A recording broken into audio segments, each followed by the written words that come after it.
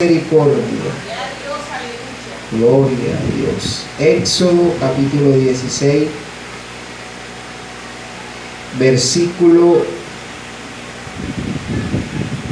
vamos a leer desde el versículo 9. Leemos la palabra del Señor bajo la bendición del Padre, del Hijo y bajo la comunión del Espíritu Santo de Dios. Amén. Dijo Moisés a Aarón: di a toda la congregación de los hijos de Israel: acercaos a la presencia de Jehová, porque él ha oído vuestras murmuraciones. Y hablando Aarón a toda la congregación de los hijos de Israel, miraron hacia el desierto, y he aquí la gloria de Jehová apareció en la nube, y Jehová habló a Moisés diciendo: yo he oído las murmuraciones de los hijos de Israel. Háblales diciendo: al caer la tarde comeréis carne, y por la mañana os saciaréis de pan, y sabréis que yo soy Jehová vuestro Dios. Vamos ahí mismo en el 16, gloria a Dios. Vamos a leer desde el versículo 4. Dice: Jehová dijo a Moisés: he aquí, yo os haré llover pan del cielo, y el pueblo saldrá y recogerá diariamente la porción de un día, para que yo lo pruebe si anda en mi ley o no. Mas en el sexto día prepararán para guardar el doble de lo que suelen recoger cada día. Entonces dijeron Moisés y Aarón a todos los hijos de Israel: en la tarde sabréis que Jehová os ha sacado de la tierra de Egipto, y a la mañana veréis la gloria de Jehová, porque él ha oído vuestras murmuraciones contra Jehová. Porque nosotros, ¿qué somos para que vosotros murmuréis contra nosotros? Señor, te damos gracias por tu palabra. Añade bendición en ella, Señor, una vez más para nuestras vidas, y que tu palabra haya cabida en nuestros corazones para edificarnos y llevarnos cada vez más a ti y ser formados a tu imagen. En Cristo Jesús. Amén y amén. Puede sentarse. Gloria al nombre del Señor. Vamos a compartir un tema, gloria al nombre del Señor, que le he puesto como título en este tema: nunca pensé recibir un milagro en mi vida, pero ahora todos los días quiero experimentar uno. Amén, gloria a Dios. Nunca pensé recibir un milagro en mi vida, pero ahora todos los días quiero experimentar uno. Y vamos a ver primero a los israelitas, la nación de Israel, y luego tocamos otros mensajes que quiero transmitirle, pero vamos a centrarnos primero en la nación de Israel. Esta nación de Israel, como todos sabemos, fue una nación que se formó porque Dios llamó a Abraham. Abraham salió de su tierra de Ur y fue rumbo al llamado de Dios. Y se fueron multiplicando. Aquel hombre que salió con una mujer estéril, fueron multiplicando y llegaron a ser una nación que Dios le dio honra. Tanta honra recibieron ellos que fue uno de los hijos de Abraham, uno de los patriarcas, los que logró preservar con vida no solamente a la nación de los egipcios, sino a todos los que estaban a su alrededor, porque a través de José, Dios inspiró la revelación del sueño, y a través de las acciones que José hizo, Egipto fue salvo, se multiplicó, se preservó, y con lo que ellos guardaron también pudieron conservar otras naciones. Pero esta nación duró, después de la muerte de José, aproximadamente 400 años bajo la esclavitud del reinado egipcio. El reinado egipcio, escuche bien, era el primer imperio que existía en el mundo. Tenían grandes ejércitos, tenían letra, tenían ciencia, gobernaban en todo, eran riquísimos. tenían soldados preparados para cualquier tipo de guerra, porque eran el primer imperio mundial. Yo creo que si a este pueblo que estaba solamente sometido para hacer que la obra de Egipto fuera gloriosa, yo no sé si de pronto usted ha visto alguna vez por televisión, por Discovery Channel, aquellas grandes pirámides, ¿cierto?, que hasta el día de hoy permanecen en Egipto. Bueno, según la historia, esas pirámides no fueron construidas por los egipcios, fueron construidas por esclavos. ¿Cuánto le dan la gloria a Dios? Entre ellos, los israelitas. O sea, ¿quiénes le estaban dando gloria al imperio egipcio? Pues simple y llanamente los esclavos que ellos utilizaban para formar la gloria de su nación. ¿Y quiénes llevaban la peor parte? Pues los esclavos judíos. ¿Cuánto le dan la gloria a Dios? Gloria a Dios. Y estoy seguro que para estos esclavos, ellos nunca pensaron el poder salir de aquella tierra siendo libres. ¿Por qué? Primero, no tenían un liderazgo que pudiera llevarlos a ellos a salir de la esclavitud en la que se encontraban. Y si se levantaba algún líder tratando de sacarlos de la esclavitud, ¿con qué arma pelearían contra aquel gran ejército que los dominaba? ¿Quién apoyaría esa causa? O sea, tenía que ser algo glorioso o fuera de lo normal, lo único que los pudiera hacer libres. ¿Cuánto le dan la gloria al Señor? A su nombre. Y de repente, aleluya, aparece de donde ellos menos esperan un hombre que ni siquiera podía hablar normalmente. ¿Cuánto le dan la gloria a Dios? Porque tenía un problema al hablar.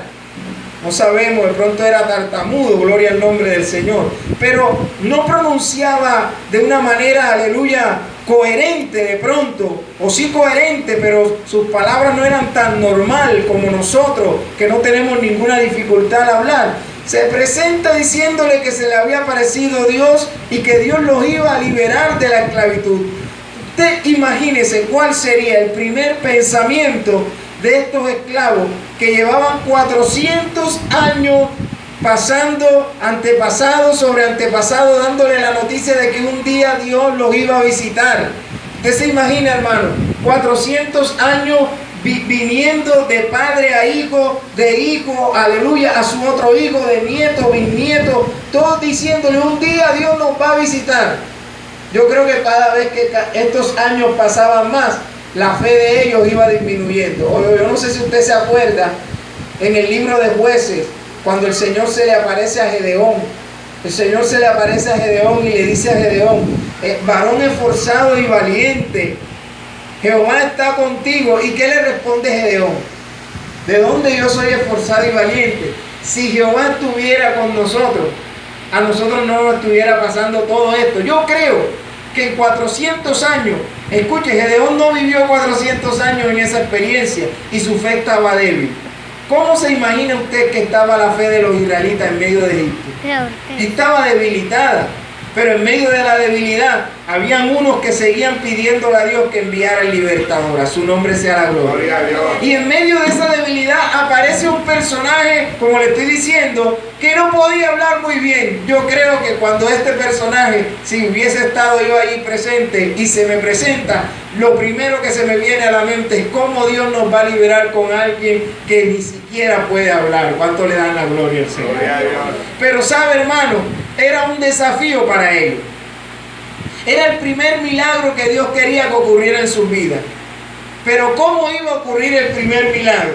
Si ellos eran capaces de darle el valor a la persona que Dios estaba encomendándole a aquella gran causa, porque eso no era fácil. ¿Cuánto le dan la gloria a Dios? Gloria a Dios. Por eso, hermano, la palabra nos enseña a valorar las autoridades que tenemos por delante. ¿Cuánto le dan la gloria al Señor? Gloria a Dios. Aunque de pronto no puedan hablar a la manera que como no podía hablar Moisés, bendito sea el nombre del Señor. O de pronto no pueden hablar a la manera como se podía expresar Aarón. Porque aquí lo importante no es cómo se exprese Aarón ni cómo se exprese Moisés. Lo importante es la elección que Dios hizo con ese personaje. ¿Cuánto le dan la gloria a Dios? Gloria a Dios. Y escuche, Dios pudo enviar a cualquier otro mejor orador. Es más, pudo elegir a Aarón. Pero ¿qué quería Dios de ese pueblo?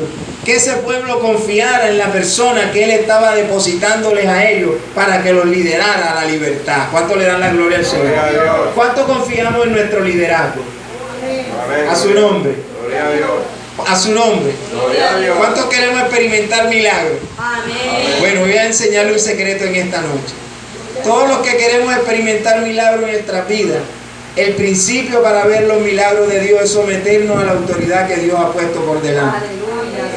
Si el pueblo de Israel no hubiese aceptado a Moisés como su líder, el pueblo nunca hubiese visto la mano de Dios moverse a su favor. ¿Cuánto le dan la gloria a Dios?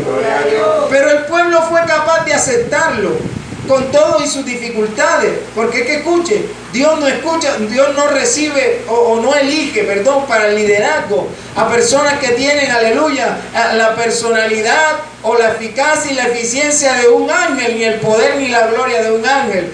Dios elige para el liderazgo a personas comunes y corrientes. La palabra dice de Elías que con todo lo que Elías hizo, Elías era un hombre sujeto a pasiones iguales que las nuestras. ¿Cuánto le dan la gloria al Señor? Pero a pesar de que era un hombre sujeto a pasiones iguales a las nuestras, era un hombre con un llamado. Y Dios respalda los llamados. ¿Cuánto le dan la gloria a Dios? Después que el pueblo decidió recibir a Moisés como ese líder, Moisés tomó la autonomía de presentarse delante del faraón a su nombre. Y Dios iba con él respaldando cada acontecimiento que pasaba. Yo enumeré aquí los acontecimientos. Escuche, cuando Moisés se presenta ante el faraón, primero lo respalda Dios con las 10 plagas. Luego de las 10 plagas, escuche bien, luego de las 10 plagas, el Señor envía la columna de nube y la columna de fuego en medio del desierto. Después de la columna de nube, el Señor los hace cruzar el Mar Rojo. Después del Mar Rojo, el Señor los lleva a las aguas dulces de Mara. ¿Cuánto le dan la gloria al Señor? A su nombre. Le llamo dulce porque el Señor es milagroso y lo amargo lo convierte en dulce. A su nombre. Escuche, después de las aguas milagrosas de Mara, aleluya, el Señor les da el maná. Después del maná, el Señor le da el agua de la roca. Y después del agua de la roca, el Señor le da la victoria sobre un pueblo que se llama Amalek, que era un pueblo formado en la guerra. Escuche, y los israelitas no tenían armas con qué pelear contra Amalek, pero terminaron venciendo los israelitas. ¿Cuánto le dan la gloria a Dios? O sea, después de ellos recibir el liderazgo de Moisés, ellos van viendo milagro tras milagro. ¿Cuánto le dan la gloria al Señor? Un milagro aconteció en las 10 plagas. Y luego del milagro de las 10 plagas, el Señor se le revela en el desierto en las 2 columnas, tanto la de fuego como, aleluya, la nube. ¿Cuánto le dan la gloria al Señor? El Señor se le revela cruzando el Mar Rojo. ¿Por qué experimentaron los milagros? Porque estaban bajo la bendición y la cobertura de Dios. Por eso es necesario, hermano, que nosotros permanezcamos bajo la cobertura de lo que Dios ha puesto a nuestro lado. De los que muchas veces, aleluya, sus decisiones a nosotros no nos parecen o no estamos de acuerdo, pero escuche, sé que esa decisión que no nos parece o no estamos de acuerdo, la está tomando con un corazón sincero y nos quieren llevar hasta buen puerto. ¿Cuánto le dan la gloria a Dios? Pero yo quiero centrarme en algo, y es en el maná. Aquí en el maná hay un milagro interesante, maravilloso, aleluya. El maná es un alimento, aleluya, que los israelitas no tenían que preparar. Lo único que ellos tenían que hacer era salir en la mañana, recoger conforme a la manera que comían cada uno, llevarlo a su casa y luego nuevamente esperar al día siguiente. Yo me imagino cómo estarían las mujeres de los israelitas. A su nombre. No había que pelar papas. No había que pelar yuca. ¿Cuánto le dan la gloria a Dios? Es más, le voy a decir algo que yo pienso, y no digo que eso sea así. Yo creo que cuando el pueblo se rebeló a pedir carne, los que se rebelaron fueron los hombres. Porque las mujeres estaban contentas, hermano. No tenían que prepararle comida a los esposos. ¿Cuánto le dan la gloria al Señor? Solamente ir, recoger, mijo, aquí está el alimento. Además, escuche, era un alimento agradable, delicioso. Escuche, ellos estaban confiados en ese alimento, hermano. ¿Cómo ellos llegaron a experimentar ese milagro de Dios? Pues simple y llanamente porque ellos se dejaron conllevar o guiar hasta el punto en el que Dios tenía él mismo que sustentar su necesidad. Dios quiere sustentar tu necesidad y la mía.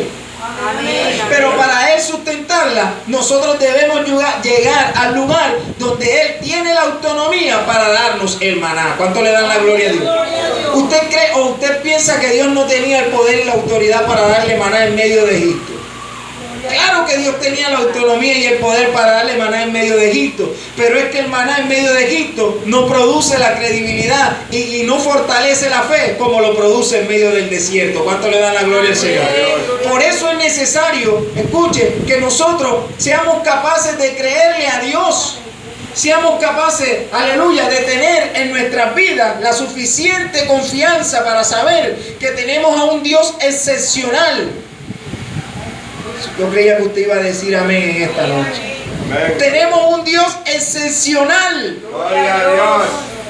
Un Dios que quiere alimentarte, que quiere proveer tus necesidades, que quiere darte lo necesario para tu vida y que muchas veces no quiere siquiera que tú te esfuerces con ello. ¿Cuánto le dan la gloria al Señor? A su nombre.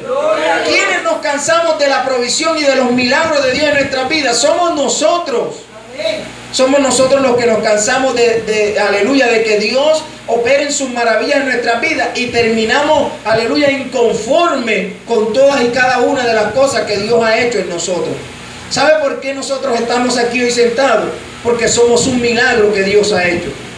¿Sabe por qué usted está oyendo hoy la palabra aquí y tiene el corazón abierto para recibirla? Porque Dios operó un milagro cambiando en nuestras vidas el corazón de piedra y dándonos un corazón de carne capaz, aleluya, de recibir la palabra que Él nos está dando para crecer espiritualmente. ¿Quién fue el que lo sacó de Egipto para llevarlo a comer maná? Fue Dios. O sea, Dios tiene el control de tu vida y Dios quiere hacer siempre quiere operar el milagro en tu vida. ¿Cuánto le dan la gloria al Señor? Este pueblo no se cansó de ver la mano de Dios. Escuche, tan amantes eran de lo que Dios le estaba proveyendo que algunos se creían más sabios que el Señor. Y cuando Dios le dijo, solo van a coger una porción por día, querían tener dos. Y querían guardar más de lo que podían guardar a su nombre. ¿Y qué pasó con lo que guardaban cuando no tenían que hacerlo? Se le volvía a gustar, se le dañaba. ¿Cuántos hemos sentido muchas veces que las cosas que Dios nos ha dado como que se nos dañan?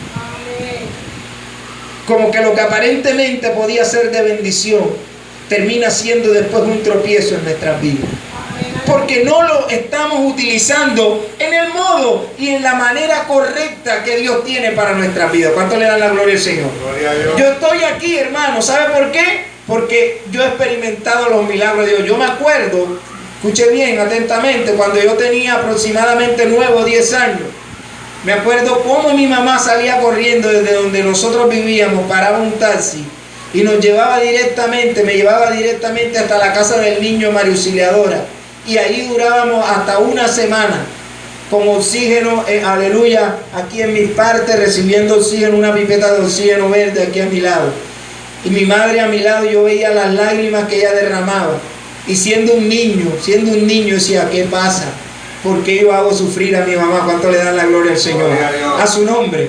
Yo llegué a pensar que yo no iba, aleluya, a durar un año más de vida. Pero cuando Dios tiene un propósito con tu vida, el milagro siempre va a suceder. ¿Cuánto le dan la gloria al Señor? A su nombre. Y el Señor apareció para hacer, aleluya, en mi vida el milagro y sanarme, aleluya, de aquella asma o de aquella falta de oxígeno en mis pulmones. Y yo creo que hoy me ha dado más aire en mis pulmones de lo que yo merecía, aleluya, o de lo que normalmente cualquier ser humano puede tener, porque a mí, aleluya, cuando me dan un micrófono para hablar, pareciera que no me quisiera callar. ¿Cuánto le dan la gloria al Señor? A su nombre. Pero ¿qué hizo Dios? Escuche, hermano, el enemigo quiere que tú y yo no veamos las maravillas de Dios en nuestras vidas. Él está siempre tratando de impedir que la mano de Dios no se pose sobre ti, porque cada vez que tú veas la mano de Dios en tu vida, tú vas a testificar de la grandeza de la obra que Dios ha hecho en ti. ¿Cuánto le dan la gloria al Señor? O si no, acordémonos Estaba Pablo predicando la palabra, lo toman, lo encarcelan, lo llevan preso. ¿Y sabe a dónde lo llevan? Lo llevan a la cárcel de más adentro, al calabozo de más adentro. O sea, para ellos, Pablo era uno de los presos, aleluya, uno de los reos más peligrosos que pudiera existir. ¿Cuánto le dan la gloria al Señor? Pero ese reo que ellos consideraban peligroso estaba dentro de la cárcel, no estaba llorando, no estaba quejándose, sino que estaba orando a Dios, y dice la palabra que estaba cantando salmos, cánticos e himnos espirituales. Y en medio de ese canto y de esa oración, el Señor hace que las puertas de la cárcel se abran. Aleluya, qué lindo es el Señor. ¿Cuántos quieren que las puertas de nuestras cárceles se abran? Yo quiero ver las puertas de mis cárceles abiertas a su nombre. Pero para que esto ocurra, debo creerle al Señor. Aleluya. Y sabe, hermano, ¿qué es lo importante de este milagro? Lo esencial de este milagro no era Pablo, no era su compañero que estaban en la cárcel. Lo esencial de este milagro era lo que Dios iba a hacer con el carcelero. El carcelero, un hombre que se había preparado, escuche, para servirle al imperio romano. ¿Cuánto tiempo se preparó? No lo sé. Pero para llegar a ser un carcelero tuvo que, aleluya, pasar por varios procesos hasta poder llegar a tener la confianza que le dieron, aleluya, los más altos jerarcas del imperio romano, y llevarlo a esa prisión peligrosa, a que fuera él el que la administraba, a su nombre. De pronto este hombre allí dentro se sentía confiado. Él no esperaba nunca, aleluya, que aquellos presos, que aquellos reos que habían ingresado como lo más peligroso, fueran los reos que fueran a producir un milagro y un cambio y una transformación en su vida. ¿Cuánto le dan la gloria al Señor en esta noche, a su nombre? Él estaba confiado en Roma, sus principios eran para Roma, su obediencia era para Roma. Tanto era su obediencia a Roma, aleluya, que cuando él sintió que las puertas se abrieron y pensó que los presos se habían ido, ¿qué iba a hacer? Quitarse la vida. ¿Y por qué, hermano? Porque él sabía, aleluya, que a quien él le estaba sirviendo, esa ofensa no se la iba a perdonar. ¿Cuántos le dan la gloria al Señor? Hay cosas que el hombre siente que nadie le va a poder perdonar, pero allí es donde aparece la mano de Dios para hacer un milagro en nuestras vidas. ¿Cuántos le dan la gloria a Dios?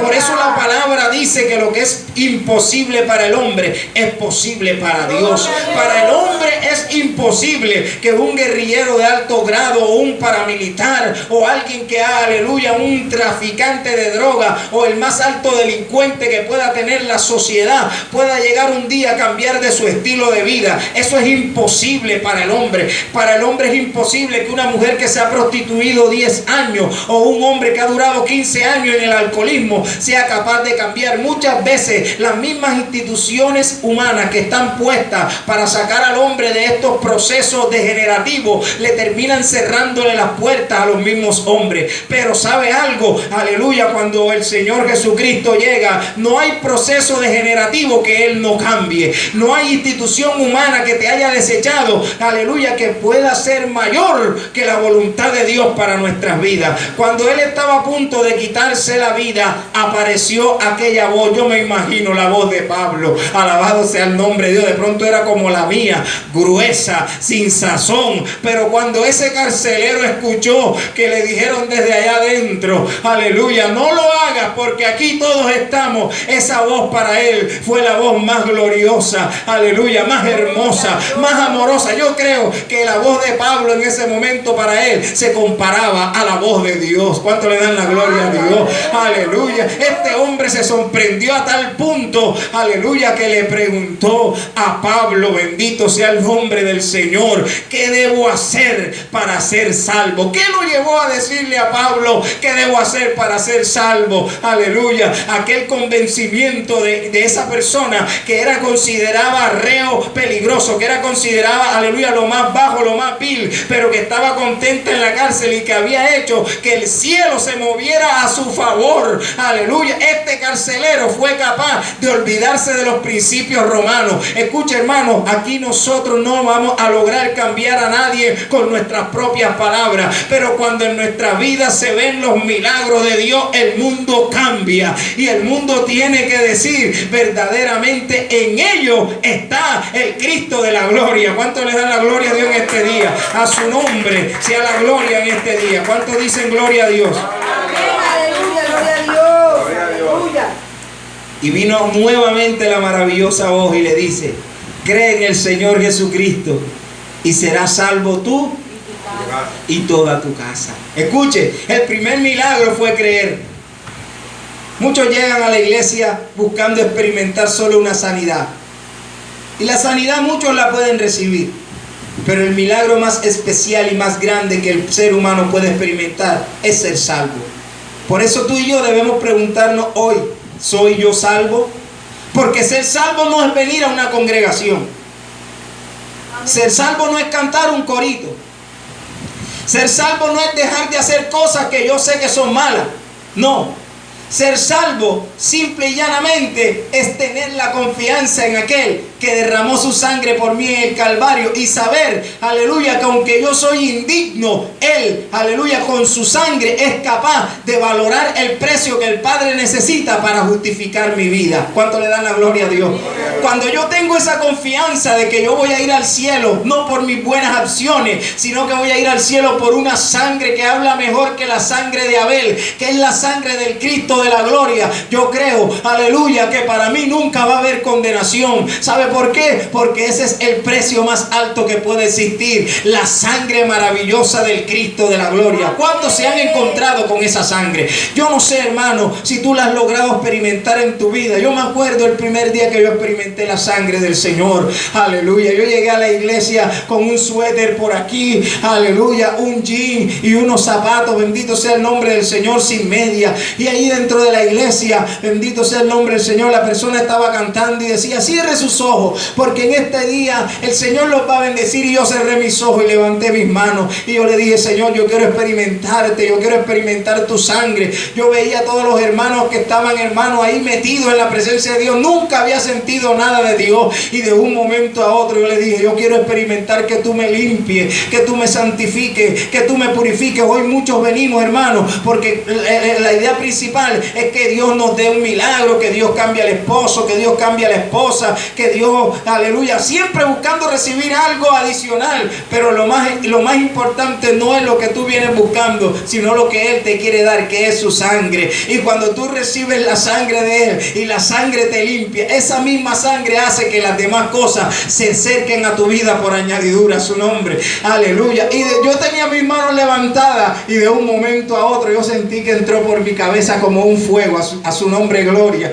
Y ese fuego me fue como prendiendo, me fue prendiendo, me fue prendiendo. Y yo digo que a partir de ese momento el Señor como que me sacó de la nevera, aleluya, como cuando tú sacas una cubeta de hielo de la nevera y la dejas afuera. ¿Qué pasa con la cubeta?